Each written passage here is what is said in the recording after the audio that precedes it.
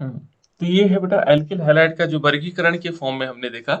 तो मैं एल्किल शब्द को आपको बता रहा था कि एल्किल शब्द होता क्या है। तो एल्किल शब्द हम कह सकते हैं, इसे हम आर से डिनोट करते हैं।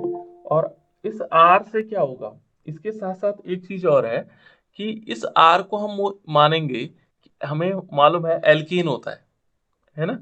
एल्केन आप लोग जानते हैं, एल्केन वो होते हैं, ये संतृप्त हाइड्रोकार्बन भी होता है। एल्केन क्या होता है, संतृप्त हाइड्रोकार्बन। जो एल्केन होगा उनको हम कहते हैं संतृप्त हाइड्रोकार्बन। अब इस संतृप्त हाइड्रोकार्बन क्या होता होगा, संतृप्त हाइड्रोकार्बन किसे कहते होंगे बेटा? Single bond. हाँ, जो सिंगल बॉन्ड अब सामने होते हैं। हाँ जो सिंगल बॉन्ड वाले होते हैं, सही कह रहे हो, है ना। या हम दूसरे शब्दों में इसको कह सकते हैं कि वे हाइड्रोकार्बन जो अपनी संयोजकता को एकल बंध से पूर्ण करते हैं, सिंगल बॉन्ड से पूर्ण करते हैं, है ना। अपनी क्या करते हैं, जो संयोजकता है उसको या पूर्ण करते हैं, वो एकल बंध से पूर्ण करते हैं। तो हम उनको संतृप्त हाइड्रोकार्बन या एल्केन कहते हैं। यहाँ ये ध्यान रखना, हाइड्रोकार्बन का मतलब हो गया हाइड्रोजन और कार्बन से बने हुए। हाइड्रोकार्बन का मतलब क्या होता है, जो हाइड्रोजन और कार्बन से बने हुए यौगिक होते हैं उनको कहा जाता है हाइड्रोकार्बन। ये हाइड्रोकार्बन होता है जो हाइड्रोजन और कार्बन से बने होते हैं। तो यहाँ दो चीजें बहुत इंपॉर्टेंट है बेटा, आपको ध्यान रखना है कि हाइड्रोकार्बन और एल्केन। तो मैं एल्केन बता रहा था, एल्केन का जो सामान्य सूत्र है, यदि हम इस एल्केन को, ये अलग से ज्ञान है इसमें, मान लीजिए ये अलग से जानकारियां हैं। सामान्य सूत्र क्या हो सकता है इसका, ये सामान्य सूत्र होता है एल्केन का CnH2, ये हमने 11वीं में पढ़ा था, H2 और N+2। इसका मतलब n बराबर एक ले सकते हैं हम, n बराबर एक, दो, तीन, चार, है ना, जो आप संख्या लेना चाहें। और उसके बाद जो फॉर्मूला आएगा, तो एल्केन हमारे पास क्या होगा, इसका जो पहला तत्व है वो है CH4। ठीक है ना। तो जो ये एल्केन है, इससे हम एक हाइड्रोजन को निकाल दें तो ये क्या बन जाएगा, एल्किल ग्रुप बन जाएगा। क्या बन जाएगा, एल्किल ग्रुप। ये जो आर हम दिखा रहे हैं इसको, ये आर है, ये एल्किल ग्रुप बन जाएगा। ऐसे जो है एल्केन, दूसरा एल्केन होता है हमारे पास CH3, या हम इसको कह सकते हैं C2H6। ये है बेटा हमारे पास एथेन, इसको हम क्या कहते हैं, एथेन कहते हैं। और इस एथेन को यहाँ पर यदि देखेंगे तो इसका जो एल्किल होगा, एल्किल ग्रुप होगा, वो होगा C2H5। तो यहाँ पर क्या होगा, एल्केन से जिनमें एक हाइड्रोजन कम होंगे वो एल्किल ग्रुप होगा। ठीक है ना। दूसरा इसमें हैलाइड शब्द जुड़ा हुआ है, एल्किल हैलाइड। तो हैलाइड शब्द का मतलब हो गया एक्स, हेलोजन से। तो जहां पर हमारे पास एक्स होंगे, हेलोजन्स होंगे, तो हेलोजन में क्या क्या होता है, हेलोजन ग्रुप कौन कौन से हो सकते हैं, कोई बता सकता है हेलोजन ग्रुप के तत्व कौन कौन से हैं? Sir chlorine, chlorine, bromine. Iodine. बिल्कुल सही बात है ना, याद भी रखना आपको, फ्लोरीन हो गया, क्लोरीन हो गया, ब्रोमीन हो गया, आयोडीन हो गया, एक एस्टाटीन भी है बेटा इसमें, है ना, एस्टाटीन। तो लेकिन हम मेनली इनका प्रयोग करते हैं, इसका कम ही प्रयोग करते हैं एस्टाटीन का, है ना। तो ये हमारे पास हो गया, यानी कि अब शब्द क्या हो गया, एल्किल हैलाइड। एल्किल ग्रुप ये होगा और हैलाइड ग्रुप जिसमें हैलोजन लगा हुआ है। तो इसको हम क्या दिखा सकते हैं, RX भी दिखा सकते हैं। क्या दिखा सकते हैं, इसको कहा जा सकता है RX। तो ये हो गया एल्किल हैलाइड, इसको हम क्या कहेंगे, एल्किल हैलाइड। ठीक है ना, RX हो जाएगा।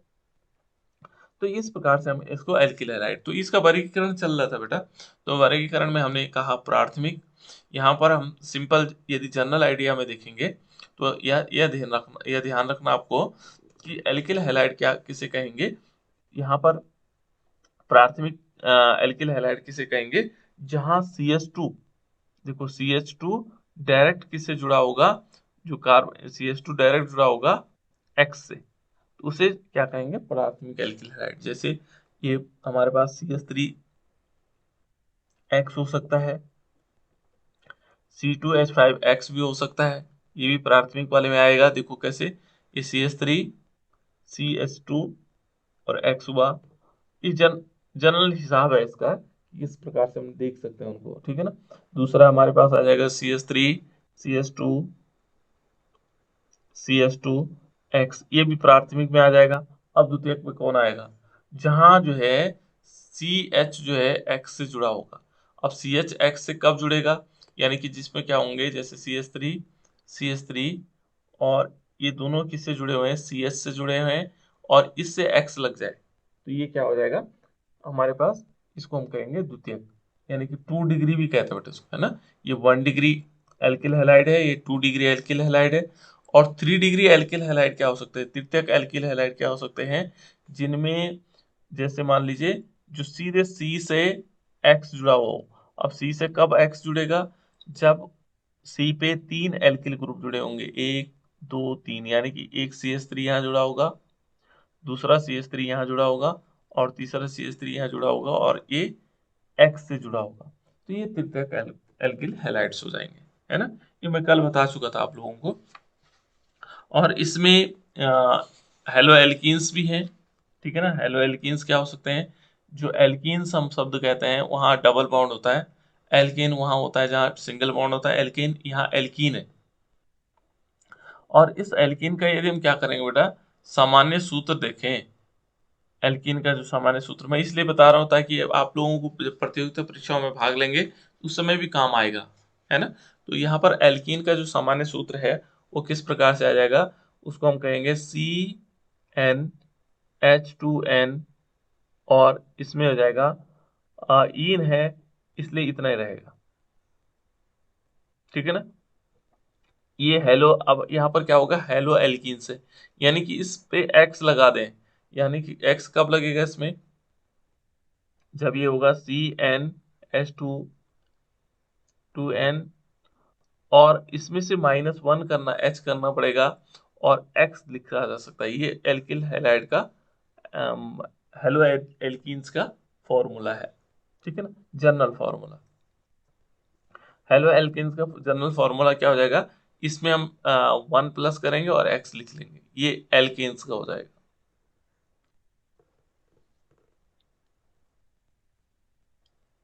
एल्केन नहीं बल्कि एल्किल हैलाइड कहेंगे, ये होगा एल्किल हैलाइड, ठीक है ना। तो इस प्रकार से बेटा ये इनके जनरल फॉर्मूले हो सकते हैं, तो हेलो एल्कीन्स हो जाएंगे। तो यहाँ पर हेलो एल्कीन्स में क्या आ सकता है, जैसे मान लीजिए हमने लिखा CH2 C डबल बॉन्ड दिखा करके CHCl, है ना, इसको वाइनल क्लोराइड भी कहता है। और दूसरा है बेटा इसमें हेलो एल्काइंस। हेलो एल्काइंस क्या होंगे, जिनमें ट्रिपल बॉन्ड होंगे, आइन शब्द वहां प्रयोग होता है जहाँ त्रिबंध यूज होता है। और हेलो एल्काइंस किस प्रकार से लिख सकते हैं हम, कि जैसे मान लीजिए हमारे पास है CH ट्रिपल बॉन्ड C और Cl, ये क्या है हमारे पास, ये है hello alkynes. Hello group, hello शब्द जो यूज हुआ है ये हेलोजन के लिए यूज हुआ है, और एल्काइन एल्कीन तो उस एल्किन संबंधित ग्रुप के लिए हुआ, ठीक है ना। तो एल्किल हैलाइड का वर्गीकरण हमने इस प्रकार से 3 टाइप से ये देख लिया, अलग अलग टाइप। अब इसके बाद होता है बेटा इसमें CX बंध, C और X के बीच जो बंध बनने वाला है, ठीक है ना। तो C और X के बीच देखो कैसे बंध बनेगा, CX के बीच, जैसे हमने कोई भी कंपाउंड लेते हैं, है ना, हमने लिया मान लीजिए CH3Cl, ठीक है ना, CH3Cl लिया। तो यहाँ एक चीज ध्यान रखना बेटा, ये जो कार्बन है, कार्बन 3 हाइड्रोजन से जुड़ा हुआ है, एक हाइड्रोजन यहाँ है, दूसरा हाइड्रोजन यहाँ है, और तीसरा हाइड्रोजन यहाँ, और ये जुड़ा हुआ Cl से। तो ये किसकी विशेषता पूछ रहा है, ये CX आबंध की विशेषता पूछ रहा है। ये जो कार्बन है ना, ये कार्बन और ये जो क्लोरीन है, इसके भी जो ये बंध बना हुआ है इसकी विशेषता पूछ रहा है ना। और ये कहता है देखो, CX आबंध के कार्बन परमाणु संकरण अवस्था के आधार पर मोनो हाइड्रोजन यौगिक का वर्गीकरण, इसमें यदि देखेंगे तो ये अलग अलग टाइप के वर्गीकरण है, ठीक है ना। तो पहले हम इसका ये जो इन्होंने लिखा हुआ है इसको जान लेते हैं। जैसे यहाँ पे लिखा हुआ CsP3X, ठीक है ना, यहाँ लिखा हुआ CsP2X, CsPX, ये 3 चीजें लिखी हुई है। इन तीनों चीजों के बारे में थोड़ा थोड़ा जान लेते हैं। ये कैसे कैसे पता लगेगा हमें कि इस sp3x लिखा हुआ है, sp2x लिखा हुआ है, तो इसके लिए हमें थोड़ा संकरण जानना होगा। ठीक है ना। वैसे तो आप लोगों ने 11वीं में पढ़ लिया था संकरण, हाइब्रिडाइजेशन जिसको बोलते हैं, अंग्रेजी में हाइब्रिडाइजेशन बोलते हैं और हिंदी में संकरण कहा जाता है। फिर भी मैं थोड़ा संकरण यहाँ पे बता रहा हूँ आप लोगों को, है ना। हाइब्रिडाइजेशन, तो हाइब्रिडाइजेशन क्या होता है बेटा, ये बेसिक कॉन्सेप्ट है, इसको समझना जरूरी है क्योंकि ये सभी जगहों पर पूछा जाएगा। जितने भी हम चैप्टर पढ़ेंगे तो उनमें संकरण लगभग लगभग सभी जगह पर होता है ना। तो पहले देखते हैं, कार्बन आप लोगों ने देखा बेटा, कार्बन का एटॉमिक नंबर क्या होता है, परमाणु क्रमांक क्या होता है? सर 6। गुड, 6 होता है बेटा। आपने इलेक्ट्रॉनिक कॉन्फ़िगरेशन भी पढ़ा होगा इसका, इलेक्ट्रॉनिक विन्यास, जो 11वीं में पढ़ा, 11वीं नहीं 10वीं में पढ़ा होगा, 2 और 4, ये पढ़ा आप लोगों ने, ऐसा हाई स्कूल में हमने पढ़ा इलेक्ट्रॉनिक विन्यास। इसके बाद यदि हम थोड़ी सी और आगे जाएंगे, 11वीं में हमने क्या पढ़ा होगा इसको, एसपीडीएफ में पढ़ा होगा, एसपीडीएफ, ये एसपीडीएफ में हमने क्या पढ़ा होगा, संकरण पढ़ा होगा। तो पहले हम ये देखते हैं एसपीडीएफ में इसको बनाने के लिए, कुछ बच्चों को मैंने आज ही कल बताया था क्लासरूम में, तो फिर भी जिनको नहीं मालूम उनके लिए देख लेते हैं कि इसमें ये जो कार्बन है, तो कार्बन का जो एटॉमिक नंबर है बेटा वो 6 है। ठीक है ना। और इलेक्ट्रॉन भरने के लिए हमें आपबाहु का नियम चाहिए। क्या चाहिए? अबाहु का नियम। तो अबाहु का नियम क्या था? अबाहु का नियम थोड़ी हल्की से बता देता हूं। उन्होंने 2 नियम दिए थे। उन्होंने कहा कि कम जो इलेक्ट्रॉन भरे जाएंगे, कम ऊर्जा से अधिक ऊर्जा की ओर भरे जा सकते हैं। यहाँ पर अबाहु ने क्या कहा कि पहले इलेक्ट्रॉन किस में भरे जाएंगे, कम ऊर्जा वाले कक्षक में। पहले इलेक्ट्रॉन किस में भरे जाएंगे, कम ऊर्जा वाले, ठीक है ना, वाले कक्षक में।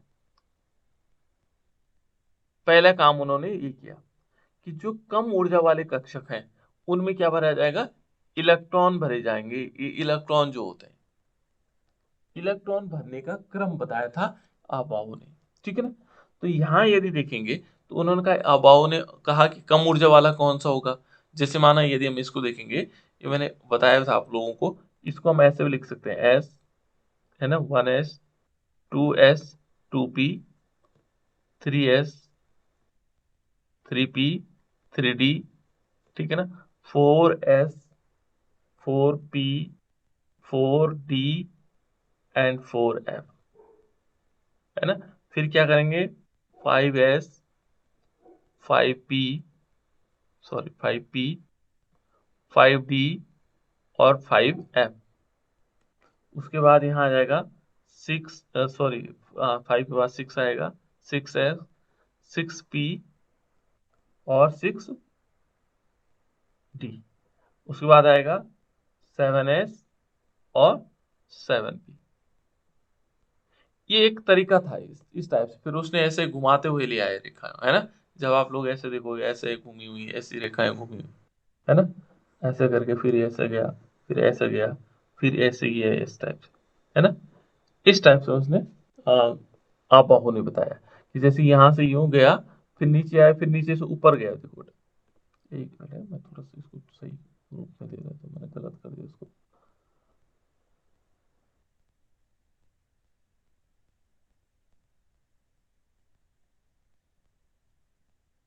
ये है मान लीजिए, तो आबाहु के जो बुक में मिलेगा आपको इस प्रकार से मिल जाएगा, है ना।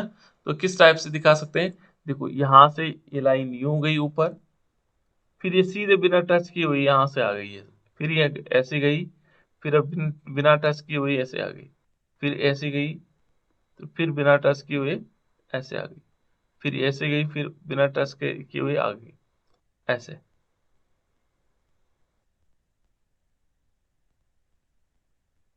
ठीक है ना। और देखो 6s के बाद सीधे 4। चलो ये तो खैर इसमें आप लोग कंफ्यूजन हो सकते हैं, मैं आपको बता देता हूँ आपको करना क्या है। एक बार लिखेंगे आप s, 2 बार sp, sp, ठीक है ना। फिर क्या करेंगे एस डी पी, फिर क्या करेंगे S F D P, S F D P. ये शॉर्टकट बता रहा हूँ बेटा मैं आप लोगों को, ठीक है ना। तो हमने क्या करना है, पहले वन एस, ये देखो 1 2 3, 2 हो जाएगा, फिर ये आ जाएगा इसको 3 यहाँ पर हम कर लेंगे, ठीक है ना। जैसे माना एक एस हो गया, 2 हो गया, 3 हो गया, है ना, 4 हो जाएगा। तो इस प्रकार से हम ले लेंगे इसको, है ना।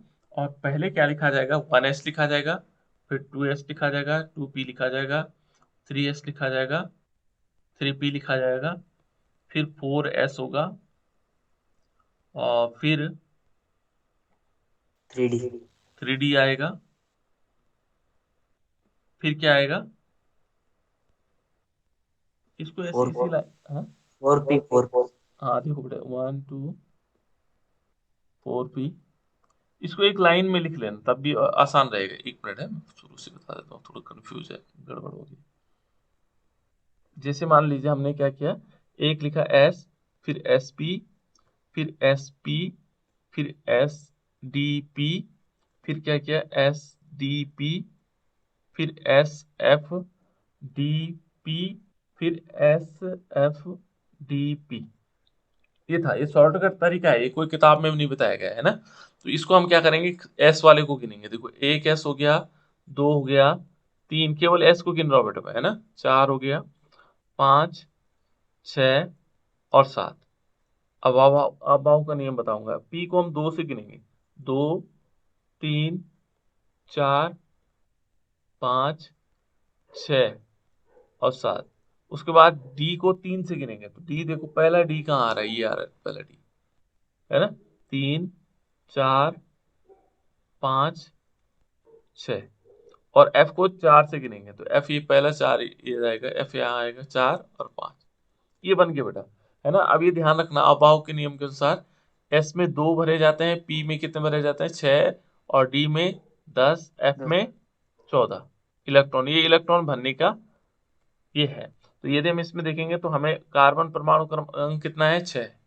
ये तो सबके लिए बेटा, ये तो चाहे तुम कितने भी तुम्हारे पास परमाणु है, इलेक्ट्रॉन है, तो सबके लिए इसको भरा जा सकता है। अब करना क्या है इसमें, इलेक्ट्रॉन भरने शुरू करने हैं, ठीक है ना। जैसे इसका परमाणु क्रमांक 6 है, तो 6 इलेक्ट्रॉन भरने हैं। तो पहले वाले में 2 भरे गए, दूसरे वाले में फिर 2, एस में 2 ही भरे जाते हैं ना, एस में, ठीक है ना। उसके बाद यदि यहाँ देखोगे तो पी में कितने भरे जाएंगे, पी में देखो 6 भरे जा सकते हैं मैक्सिमम, लेकिन हमारे पास 6 इलेक्ट्रॉन है, 2 2 4 तो भर चुके हैं, है ना। अब 2 चाहिए हमें। तो ये कार्बन का यदि हम इलेक्ट्रॉनिक विन्यास देखेंगे, तो कार्बन का जो इलेक्ट्रॉनिक विन्यास होगा 1s2 2s2 और 2p2 हो जाएगा, ठीक है ना। लेकिन अपाव ने ऐसा नहीं बताया बेटा, अपाव ने बताया n+l की वैल्यू जहां कम होगी, पहला उसमें इलेक्ट्रॉन भरे जाएंगे। यदि n+l का मान जो है, सॉरी n और l, ठीक है ना, यदि माना n+l का मान दोनों जगह समान आ जाए, इसका और इसका मान लीजिए इन दोनों का समान आता है, तो ऐसी दशा में वहां इलेक्ट्रॉन भरे जाएंगे जहां n का मान कम होगा, है ना। ये बाद में बताऊंगा मैं आप लोगों को कैसे कैसे हुआ, है ना। अभी हमारा उद्देश्य ये था कि कार्बन का इलेक्ट्रॉनिक विन्यास देखना, ठीक है ना, क्योंकि हमें हाइब्रिडाइजेशन सीखना है। तो यहाँ हमने क्लियर हो गया कि किस प्रकार से हम अभाव के नियम के अनुसार उसका इलेक्ट्रॉनिक विन्यास लिख सकते हैं। तो यहाँ ये देख लीजिएगा, जैसे मान लीजिए हमारे पास कार्बन का इलेक्ट्रॉनिक विन्यास हुआ 1s2 2s2 2p2, ठीक है ना, ये 2p2 हो गया। अब हमने क्या करना है इसमें, ये जब इलेक्ट्रॉनिक विन्यास आ जाएगा, तो इस इलेक्ट्रॉनिक विन्यास में देखेंगे तो पहला कक्षक ये है 1s, इसमें 2 इलेक्ट्रॉन है, फिर 2s है, इसमें भी कितने इलेक्ट्रॉन है, 2 है, ऐसे अपोजिट स्पिन वाले। p कक्षक, p के कितने कक्षक होते हैं बेटा, s का एक कक्षक, ध्यान रखना है s के होते हैं 3 एक, कक्षक होते हैं। p के कितने होते हैं, 3 तीन होते सर। और d के कितने कक्षक होते हैं, 5 पाँच। बहुत बढ़िया। और f के कितने कक्षक होते हैं, 7 सात सर। ठीक है ना। तो इस प्रकार से हमें मालूम होना चाहिए। तो देखो यहाँ P के 3 कक्षक हैं, 1 2 3, यहाँ पर एक यहाँ इलेक्ट्रॉन आएगा, एक यहाँ इलेक्ट्रॉन आएगा। जैसे हुंड का नियम है, इलेक्ट्रॉन तभी युग्मित होंगे जब प्रत्येक कक्षक में एक एक इलेक्ट्रॉन। वैसे दोनों यही आ सकते थे, इस वाले पहले वाले कक्षक में आ सकते थे, लेकिन हुंड ये नहीं मान्य करता। हुंड कहता कि पहले एक बार आ जाएगा, फिर दूसरा बार आ जाएगा, फिर तीसरा बार आ जाएगा, फिर इसी में चौथा बार आ जाएगी, यहाँ तब पेयरिंग होगी, तब युग्म बनेंगे, है ना। पहले एक प्रत्येक जो कक्षक में इलेक्ट्रॉन भरने का तरीका बताया उसने, कि पहले एक एक इलेक्ट्रॉन भरे जाएंगे, और फिर ये उपकोष है बेटा, वैसे एक उपकोष में जो इलेक्ट्रॉन भरे जाने का तरीका था, पहले एक एक इलेक्ट्रॉन भरे जाएंगे, फिर क्या होगा, तब पेयरिंग होगी। तो ऐसा ये सब होना चाहिए था इसको, है ना। ये इसकी ग्राउंड स्टेट है बेटा, इसको बोलते हैं ग्राउंड स्टेट। यहाँ इसके आधार पर यदि देखा जाए तो कार्बन की संयोजकता कितनी होनी चाहिए, 2 होनी चाहिए, होनी चाहिए। क्यों? क्योंकि जो कोई भी परमाणु है वो बंध कब बनाता है, जब उसके पास एक अयुग्मित इलेक्ट्रॉन होता है। अयुग्मित माने अकेला इलेक्ट्रॉन होता है। तो देखो यहाँ पर अकेला इलेक्ट्रॉन है तो एक हाइड्रोजन यहाँ जुड़ेगा, चलो मान लो एक हाइड्रोजन यहाँ जुड़ेगा, है ना, दूसरा हाइड्रोजन यहाँ जुड़ेगा, तो इसके पास 2 ही हाइड्रोजन जुड़ने चाहिए थे, लेकिन इसमें जुड़ते कितने हैं, इसमें 4 हाइड्रोजन जुड़ते हैं। तो इसको समझने के लिए हाइब्रिडाइजेशन की जरूरत पड़ी।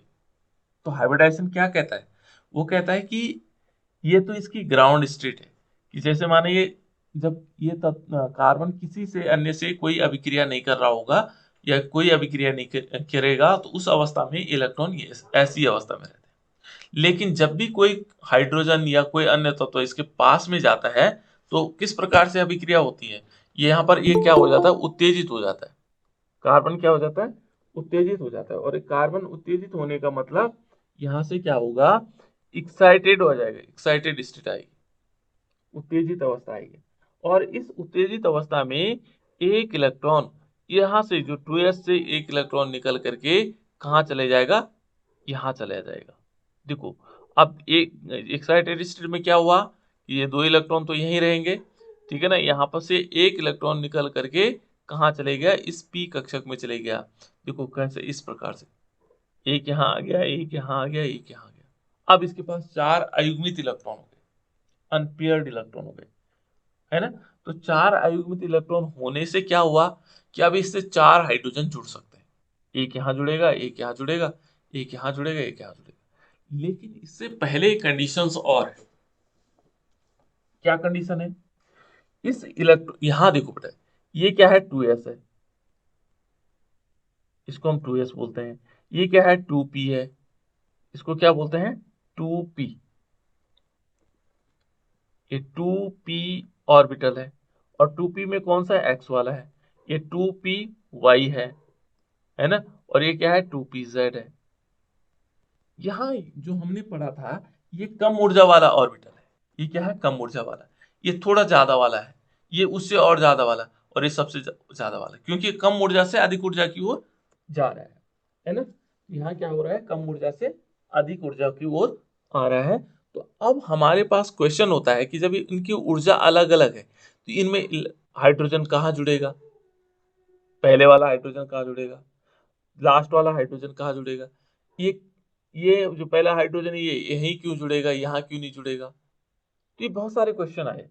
और फिर जब लास्ट में मीथेन में देखा गया तो इन चारों जो बॉन्ड है इनकी ऊर्जा भी समान निकली, इनकी ऊर्जा क्या निकली, समान निकली, इनमें अंतर नहीं था, इनकी ऊर्जाओं में अंतर नहीं था।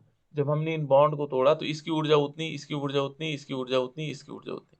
तो इसके बीच एक कॉन्सेप्ट आया जिसको हम बोलते हैं, क्या बोलते हैं, हाइब्रिडाइजेशन।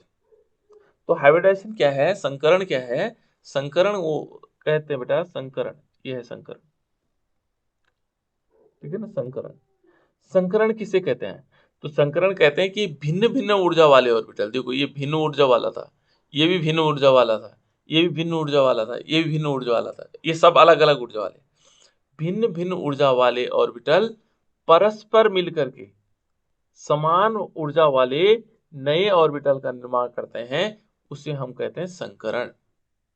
क्या शब्द कहा बेटा मैंने, कि यहाँ हाइब्रिडाइजेशन क्या है, कि जो जिनके डिफरेंट डिफरेंट एनर्जी वाले ऑर्बिटल थे वो परस्पर मिले, मिक्सअप हुए, और मिक्स होने के बाद समान ऊर्जा वाले नए ऑर्बिटल का निर्माण किया, और उसको कहा जाता है संकरण। ठीक है ना, उसको क्या कहेंगे, संकरण। अब संकरण किस प्रकार का, देखो यहाँ एक s ऑर्बिटल ये हुआ, एक तो क्या है s ऑर्बिटल है, और 3 p के हैं, देखो px py pz, ये परस्पर मिले यानी कि sp3 हुआ, एक s ऑर्बिटल और एक क्या, 3 क्या हुए p ऑर्बिटल, परस्पर मिलकर के इन्होंने क्या किया, समान ऊर्जा वाला एक नया ऑर्बिटल बनाया है, उसका नाम क्या है, sp3। और इस समान ऊर्जा वाले ऑर्बिटल का निर्माण किया, वही हमारे पास एक क्रिया हो जाएगी संकरण। तो देखो इसका नाम 2s था बेटा, लेकिन संकरण होने के बाद इसका नाम हो गया sp3 और इसमें एक इलेक्ट्रॉन हो गया। अब इसका नाम क्या होगा 2px का, तो बता सकता है।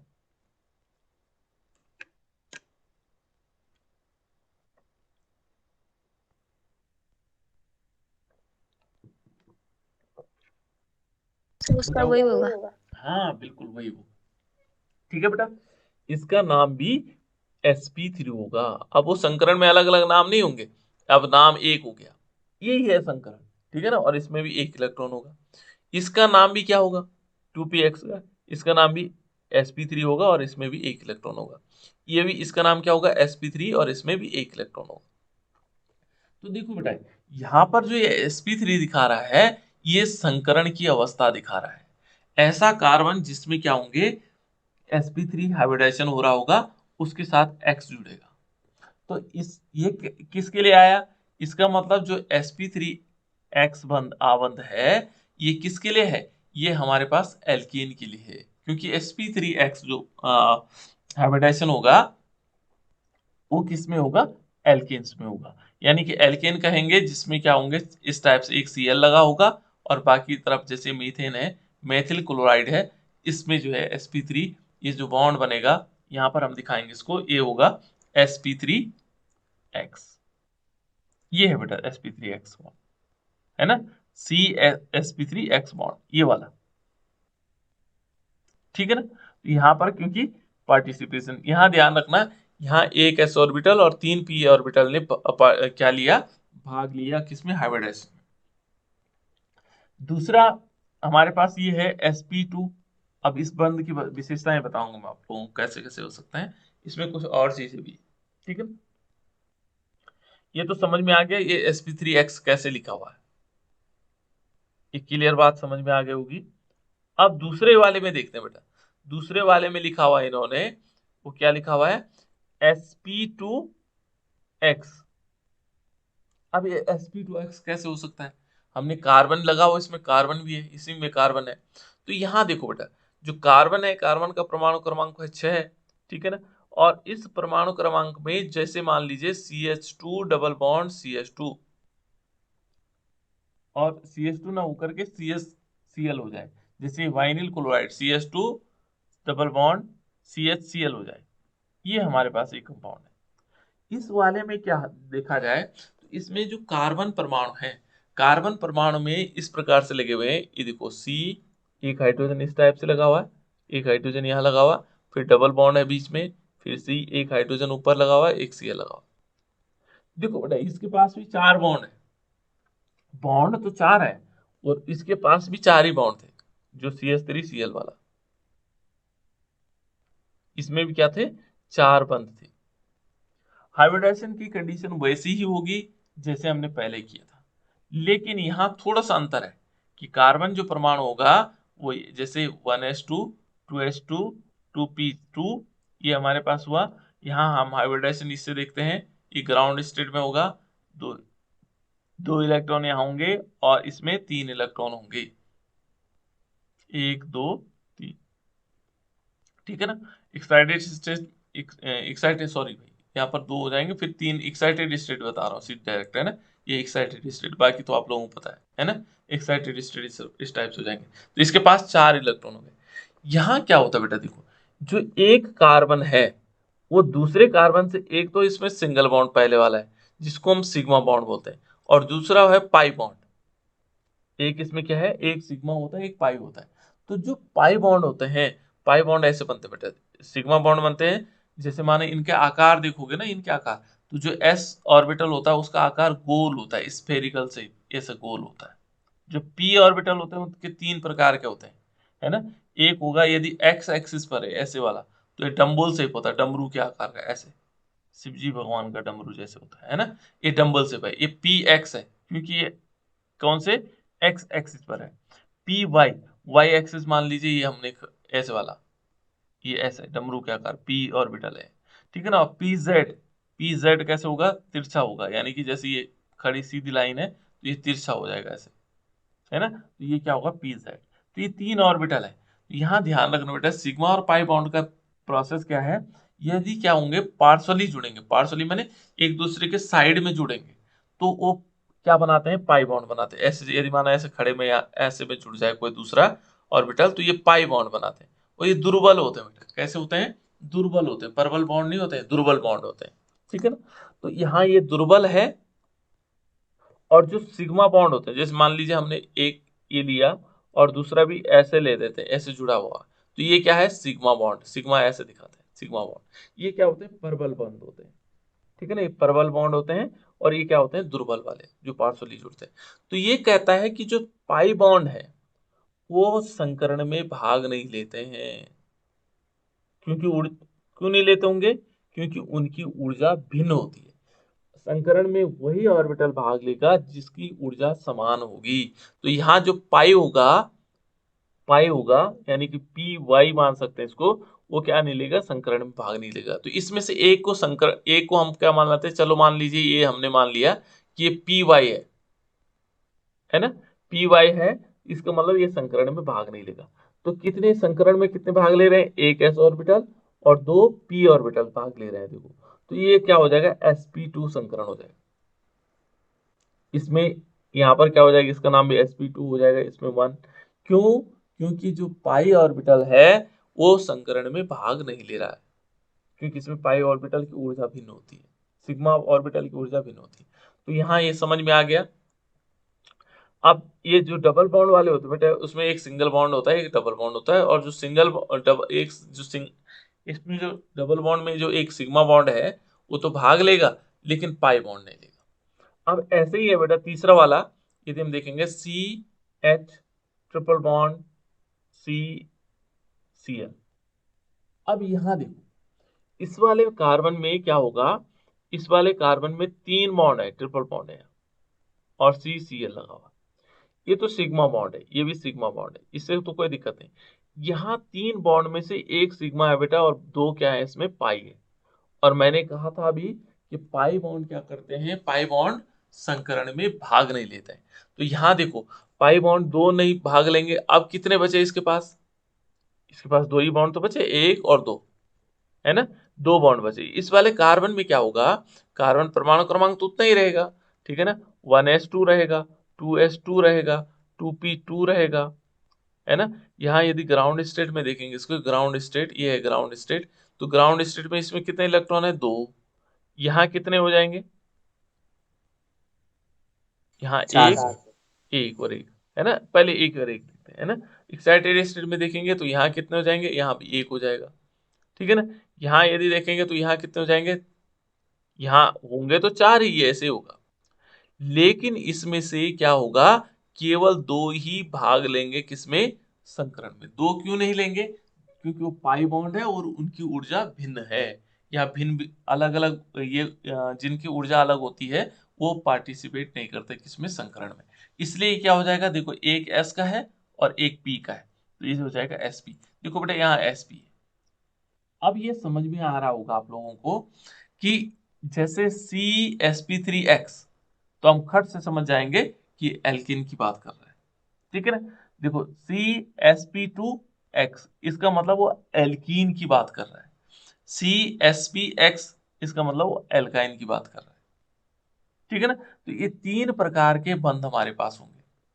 तो उन बंधों की विशेषताएं क्या है जिनमें जो है ऐसा लगा हुआ है, जैसे देखो ये कहता है कि CsP3X आबंध युक्त यौगिक, इससे संबंधित देखो कौन कौन से यौगिक होंगे, पहले वाले के संबंध में, जिनमें क्या होंगे, सिंगल बॉन्ड होंगे सारे के सारे। जैसे मान लीजिए हमने लिया पहला वाला, तो ये हम कह सकते हैं CH3Cl, ये हमारे पास पहला इस ग्रुप का तत्व है, ठीक है ना। तो इसके आधार पर वर्गीकरण, जिनमें क्या होगा, sp3x बॉन्ड होगा, वही अलग बंद हो जाएंगे, है ना, अलग ग्रुप बना देंगे। दूसरा हम इसकी जगह और भी ले सकते हैं, जैसे CH3 CH2 Cl, ये भी उसी प्रकार से हो गया। यदि हम इसमें देखेंगे तो CH3 CH2 और Cl, ये भी उसी प्रकार का हो जाएगा। दूसरा यदि हम क्या लेते हैं, CH3 यहाँ आ जाएगा CH Cl, ये भी इसी प्रकार का हो जाएगा, sp3x टाइप का। यहाँ यदि हम तीसरा वाला देखेंगे तो CH3 और इसको हम क्या करेंगे, इस टाइप से जोड़ देंगे Cl, ये भी क्या होगा, ये भी sp3x प्रकार के क्या होंगे, यौगिक होंगे। ठीक है ना, ये समझ में आ गया बेटा कि नहीं आया? Yes sir. ये समझ में आ गया। तो ये पहले प्रकार का हमारे पास क्या है, एल्किल हैलाइड्स, ये वर्गीकरण के अंतर्गत है। ठीक है ना, ये वर्गीकरण के अंतर ही हम इसको समझ सकते हैं। ये 3 प्रकार के क्या होंगे, एल्किल हैलाइड। यहाँ पर हमारे पास एल्किल हैलाइड क्या है, प्राइमरी हो गया, सेकेंडरी हो गया, और टर्सरी जो हमारे पास क्या है एल्किल हैलाइड है, ये sp3x टाइप के है। ठीक है, दूसरा जो हमारे पास इस टाइप के एल्किल हैलाइड्स होंगे जिनमें डबल बॉन्ड होंगे। ठीक है ना, जिनमें डबल बॉन्ड होंगे, तो यहाँ पर कुछ डबल बॉन्ड्स वाले देख लेते हैं। जैसे एलाइलिक कंपाउंड्स हमारे पास हैं, तो जैसे CH2 डबल बॉन्ड CH, ठीक है ना, CH2Cl, CH2X, तो ये एलाइलिक कार्बन है। ये भी बेटा क्या होंगे, ये जहां डबल बॉन्ड है वहां होगा sp2 संकरण। ठीक है ना, उस जगह पर sp2 संकरण होगा। और भी कंपाउंड्स हो सकते हैं इसमें। ठीक है ना, उसके बाद है ये तो इस वाले में तो देखोगे, इस वाले में भी तो वही होगा, क्योंकि हम तो इसकी बात कर रहे हैं ना, इसकी बात नहीं कर रहे बेटे। यहाँ डबल बॉन्ड तो है लेकिन इसमें नहीं है, इसमें C और X के बीच नहीं है, इसमें भी sp3 होगा बेटा, ध्यान रखना, ये वाला नहीं होगा। ठीक है ना, इसमें भी क्या होगा, sp3 होगा। अब sp2 किस में होगा, sp2 होगा जहां पर देखो, ये CH2 डबल बॉन्ड CH और Cl, देखो अब ये डबल बॉन्ड वाला कार्बन जुड़ा हुआ Cl से, तो यहाँ क्या हो जाएगा, sp2x हो जाएगा, ये होगा sp2 वाला, ये वाला नहीं होगा, क्योंकि डबल बॉन्ड तो यहाँ लगा हुआ है, इससे हमें कोई लेना देना नहीं है। हमें तो क्या चाहिए, sp2x चाहिए। ये तो क्या था, sp3, इसको यदि हम आवेडा से निकालेंगे sp3 होगा और ये x हो जाएगा। ठीक है ना, तो यहाँ पर क्या होगा, डबल बॉन्ड किससे लगा हो, उस कार्बन से लगा हो जिससे क्लोरीन जुड़ा हुआ है, जिससे क्लोरीन जुड़ा हुआ है उस कार्बन से लगा होना चाहिए डबल बॉन्ड।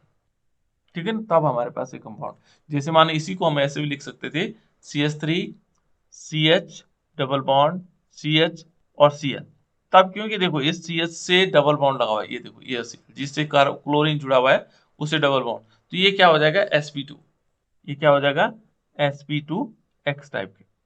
तीसरा है sp, तो इसमें सिंपल है बेटा, sp वाले में हम क्या लेंगे, CH ट्रिपल बॉन्ड CCl, देखो इस C से ट्रिपल बॉन्ड जुड़ा हुआ, जो क्लोरीन से जुड़ा हुआ उसमें त्रिबंध लगे हुए हैं, तो इस टाइप का जो कंपाउंड होगा। इससे पहले और भी हो सकता है, जैसे मान लीजिए हमने कहा CH3, ठीक है ना, C और फिर ट्रिपल बॉन्ड CCl, ये ले लिया, तो ये भी क्या होगा, sp(x) हो जाएगा, ये भी क्या हो जाएगा, sp(x) हो जाएगा। तो इस प्रकार से क्या होगा, इस संकरण भी है और हमें क्या है, CX बंध भी के बारे में जानकारी हो गई, CX बंध के बारे में, CX बंध के आधार पर हमने वर्गीकरण किया। ठीक है, दूसरा है बेटा इसमें ये है नामकरण। नामकरण भी काफी इंपॉर्टेंट है ना, ये नामकरण बार बार आप लोगों के पास आता रहेगा, और इसको तो मैं इस समय 11वीं में पढ़ा भी रहा हूं।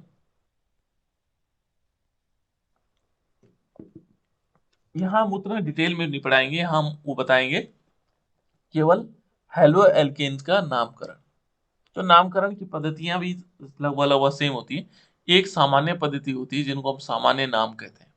ठीक है ना, यदि मैं कहूँ इसका नाम क्या है, तो आप लोग कहते हैं अच्छा इसका नाम तो ये तो मेथिल है और ये क्लोराइड है, ये मेथिल क्लोराइड हो गया, है ना।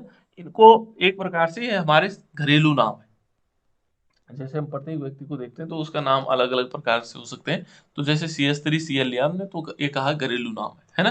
ये सामान्य पद्धति है और इसको निरर्थक पद्धति भी कहते हैं, ठीक है ना। ये साधारण नाम है। जैसे माना मैंने कहा C2H5Cl, माना C2H5Cl, है ना। इसका नाम क्या है, तो आपने कहा एथिल क्लोराइड, ठीक है ना। इसका नाम क्या हो जाएगा, एथिल क्लोराइड। तो अन्य भी चीजें हो सकती हैं, जैसे माना और नाम भी हो सकते हैं। आइसोप्रोपिल क्लोराइड हो सकता है। आइसोप्रोपिल कहाँ यूज होता है, जैसे निरर्थक पद्धति में तो ये आ गए, ठीक है ना। और भी होता है, जैसे माना हमारे पास इस टाइप से लिख लेते हैं CH3 CH2 CH2Cl, ये लिखा हमने, ठीक है ना। तो देखो बेटा ये प्रोपिल है, वैसे इसको हम कहते हैं प्रोपिल। क्या है, प्रोपिल। कितने इसमें कार्बन लगे, 3 का कार्बन, है ना। ये प्रोपिल क्लोराइड हो सकता है। लेकिन इसके आगे एक शब्द और लगा सकते हैं, एन लगा सकते हैं, एन प्रोपिल क्लोराइड, क्योंकि सीधी रेखा में है इसलिए नॉर्मल प्रोपिल क्लोराइड है, ठीक है ना। ये प्रोपिल क्लोराइड दूसरे टाइप से हो सकता था, जैसे मान लीजिए हमने ऐसा लिखा CH3CH और इसके ऊपर CH3 लगा दिया और इसको यहाँ लगा दिया, ये प्रोपिल क्लोराइड हो सकता है, लेकिन ये नॉर्मल नहीं होगा बेटा। नॉर्मल प्रोपिल क्लोराइड क्या होगा, यही होगा, ठीक है ना। इस नॉर्मल शब्द का यूज भी इसमें किया जाता है ना।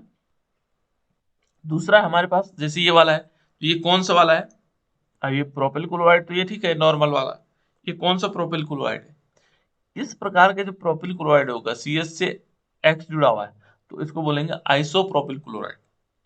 क्या बोलेंगे इसको, आइसोप्रोपिल क्लोराइड। क्लोराइड हो सकता है, यदि ब्रोमीन लगा होगा तो आइसोप्रोपिल ब्रोमाइड हो जाएगा। ये साधारण नाम की बता रहा हूँ मैं बात, जो कौन सा सामान्य पद्धतियां है ना। जैसे मान लीजिए हमने लिया suppose CH3 CH2 CH2 CH2 और Cl, इसका नाम क्या होगा, कोई बच्चा बता दो।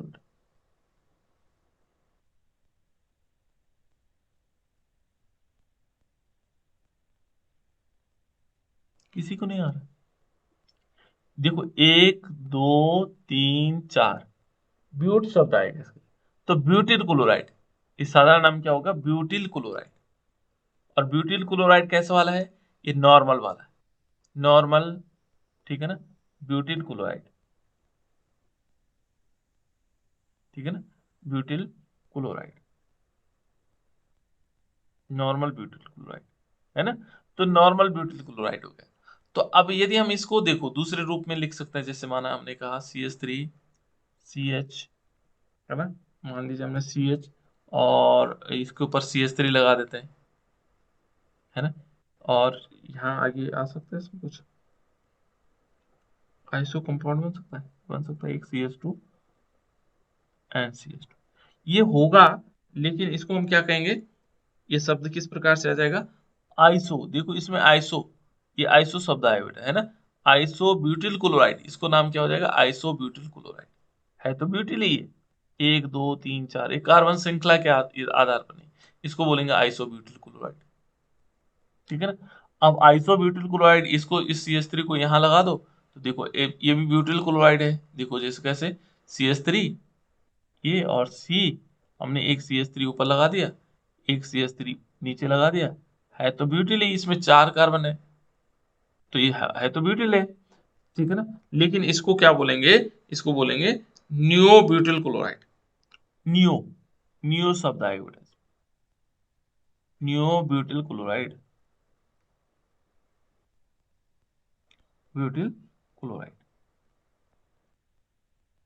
इस प्रकार से हम इनका नाम लिख सकते हैं। ये साधारण नाम है, ये क्या नाम है, साधारण और निरर्थक पद्धति, ठीक है ना। और कल थोड़ा सा देखो बेटा, कल हम इसको थोड़ा और डिटेल बताएंगे। यहाँ पर ये एन नॉर्मल शब्द का प्रयोग हम लोग कैसे कर रहे हैं, आइसो शब्द का प्रयोग हम कैसे कर रहे हैं, नियो शब्द का हम प्रयोग कैसे कर रहे हैं, ये 3 चीजों को हमने ले लिया है कि किस प्रकार से हम इन शब्दों का प्रयोग कर रहे हैं। दूसरा ये है आईयूपीएसी नेम या आईयूपीएसी नेम जिसको हम कहते हैं, इसको मैं कल बताऊंगा आप लोगों को, क्योंकि इसमें थोड़ा टाइम लग जाएगा, ज़्यादा नहीं 15-20 मिनट लग सकते हैं। तो इसको आईयूपीएसी नेम कैसे होगा, किसका, केवल हम क्या बताएंगे, हेलो एल्किन का आईपीएसी नेम बताएंगे, हेलो एल्किन का, है ना। तो चलो इसको कल बताएंगे, आज इतना ही रखते हैं। तो ये समझ में आ गया था कि नहीं आया? यस सर, आगे सर। आ गया ना। तो इस